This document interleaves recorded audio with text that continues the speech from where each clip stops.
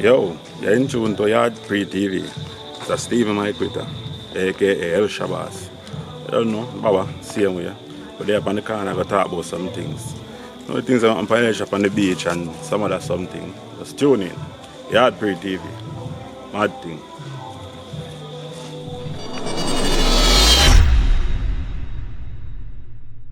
Blessed love to people worldwide tuning in to Yardpreetv.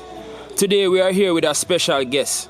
Some people may see him as a freedom fighter, while others see him as a controversial figure. Mr. Stephen Mike Witter, aka Baba, aka Hellshire Boss. Well, go on, Mr. Witter. Yeah. Saying, give thanks for you being on the show, yeah? Yeah, enough respect for having me on the show. Alright, give thanks. So may I go straight tonight, Mr. Witter? Saying, recently, you had 2 incidents with the police. One was at Hellshire Beach, the other was at Stony Hill.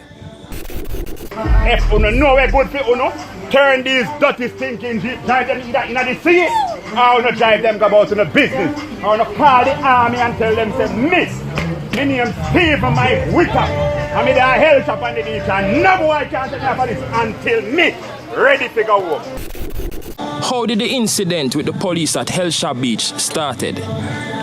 You know, so actually, that day was one of my friends' girlfriend's birthday. And he just asked me to come on the beach. He didn't never have a plan to go to the beach, anything like that. So the morning we just get up and brother and the whole rat trap team we just roll out all the way up on the beach.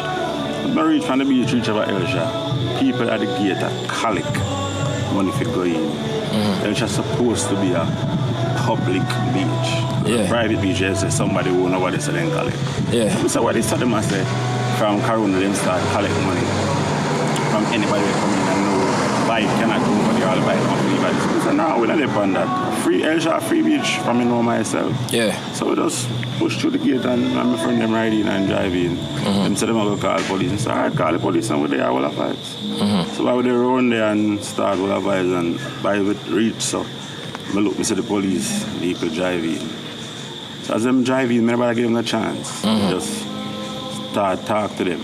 Because me know my rights. And I know say, if you're on a beach, that's supposed to be a free beach. Nobody is supposed to tell you, say, you can't go swim, you have to wear a mask up on beach. You can't swim in a mask. So I just start telling them my rights and them freeze because they know it was the truth. So they couldn't have done anything about it. It's the truth about when it cut people, you know, it hurt. Yeah. It's when you hear the truth, no care how strong you think it is. It shut you down to nothing. So when they hear the truth, they have to just go in a them little vehicle and left. People see people that say they hack them police are hack because how him can't send the police. But I just about the truth. You have to know how to dissect the truth and give to people. And them have to hear what you say. That's true, that's true. Go on. So it wasn't really about the mask. It was about you entering the beach and because they was charging money. Yeah. Okay. So it was about more about the mask. Then just put all of these things to it because, you know, they might try to hype it up. Because then couldn't just charge, say, wake up on the beach. So they might say risk management, all kind of different stuff. Okay. So basically, they knew they were breaking the law by trying to charge you to enter the beach. That was the first thing when they break the law. Because we all know Hellshire is a free beach. So them give somebody what they right now to collect. They said they had the right. So you know, so police have to give them the right if they do that. Okay. So you know, so that the money they are split up. Alright, so when they approach you and you basically tell them, say, you're not going home, which was early in the morning, pretty much, right?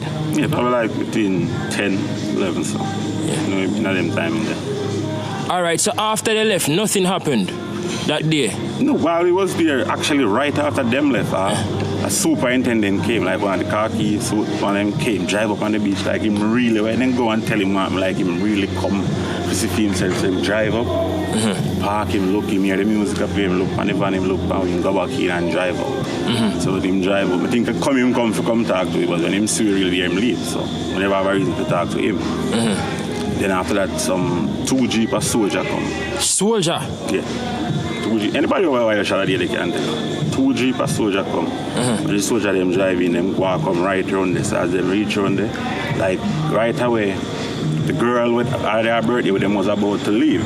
So right away, them say, yo, we are going to move. When I look to see the soldier, them I say, so true, see soldier, we are going to leave. And so them say, no, we're not coming about to no. That's how I tune up. All right, man, but I don't know about to no, man, bossy. I say, all right, and the soldier them there, and we all have vibes, see me, and them say, all right, we already know when we leave. So, soldier, everybody come and like say. But them, the soldier, them never really harass you, them? No, them just come for look because I know they call them and tell them. Yeah.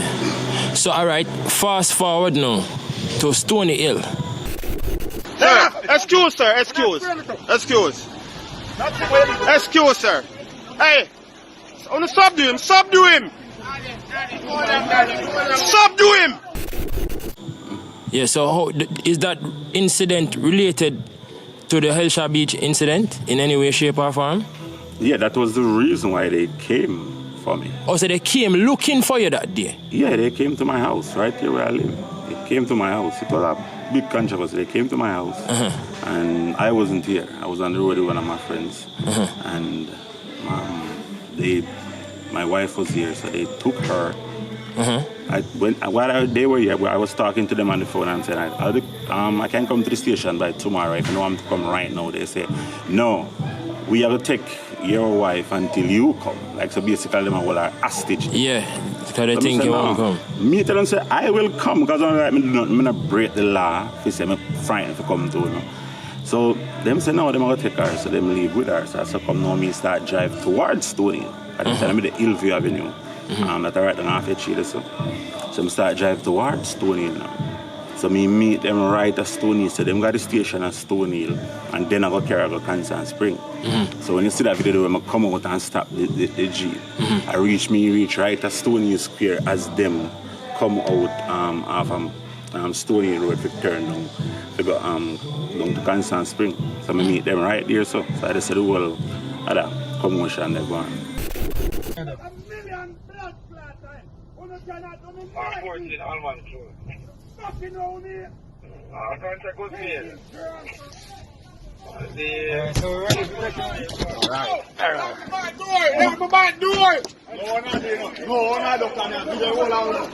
Hey, video me.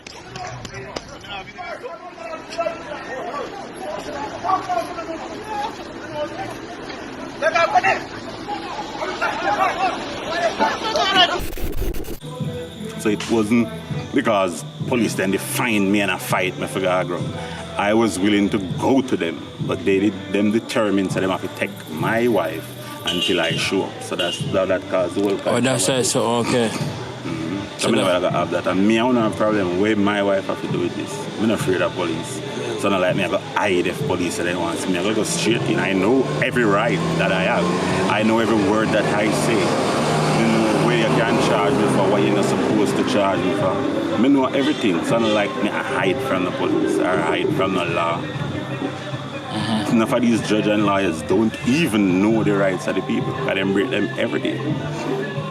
So I quote and I experience it because they try to do the same thing with me also. So not even them don't know them own rights. But in the video, right? And that showed what happened at Stony Hill, right? It would seem as if he was resisting arrest at that point in time. No, it wasn't resisting. What I was trying to do was show up the police the way how they behave with people on a regular basis. But because there is no attention shed on it, it just go away like nothing happened. You understand what I'm saying? Yeah, because they dealt with it as if you commit a murder or something. Because them must pepper spray in your eye and, you know, talking about subdue him and subdue him. So, yeah. You know what I mean? Well, the thing is, you know, if regular people frightened, I can tell some police go to them yard and never forget. Imagine what the police thinking. He did it to them. What if he can do it to us also?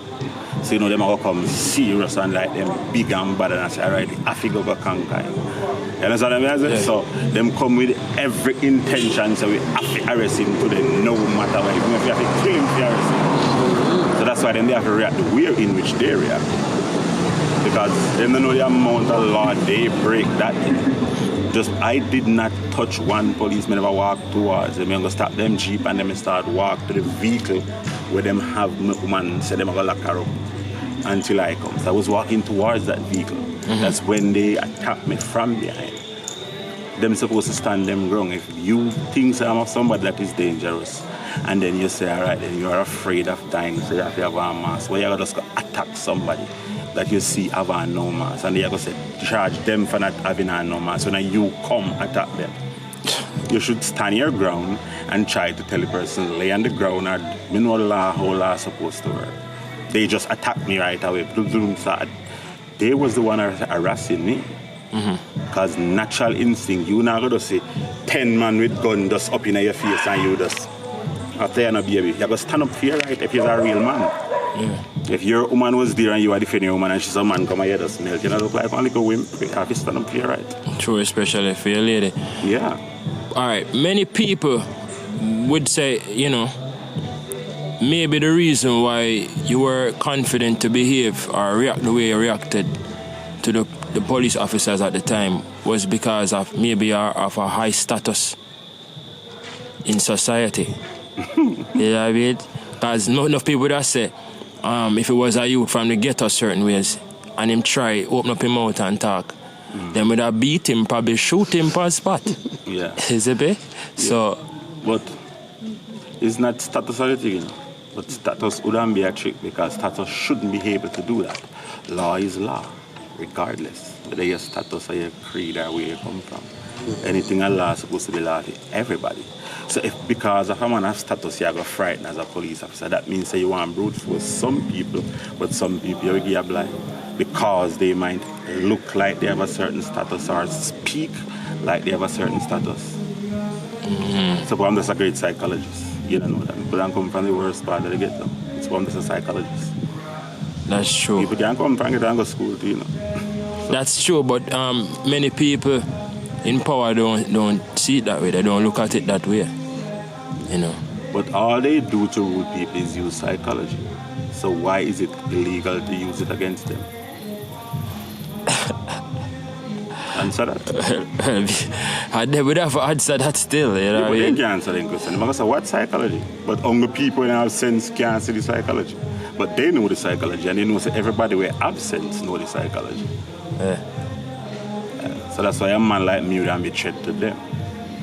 Yeah. So when me talk now, them are going to say, you have to be careful because you might get sued, so we don't want to shed light on all of these things. So just kind of leave him alone, in the mind.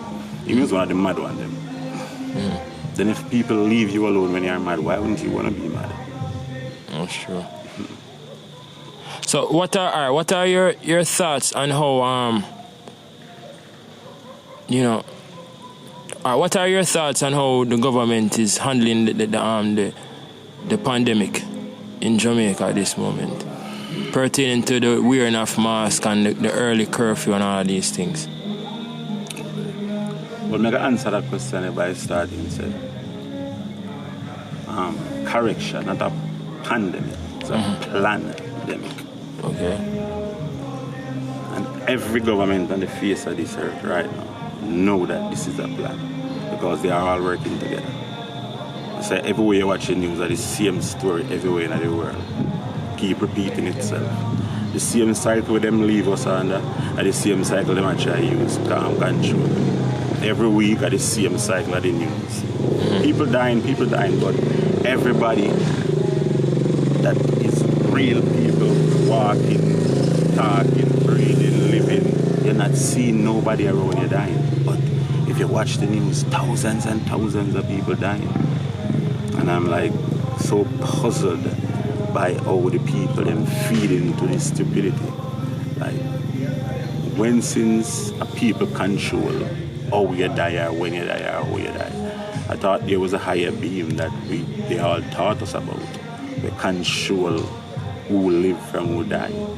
When since no man want to take it upon themselves, we say, we care about your life so much after they have been killing us for thousands and thousands a year. When since 1 year time now, so they are willing to pay you for come from them save your life. when they have always been killing us. So, and nobody can see the sights in that says something alright. Nobody can see that, like, it's shocking to me. I think people see it now, but you know, people living in fear. People is afraid to speak up about certain things. You know what I mean? A fear of men that are also living in fear. No,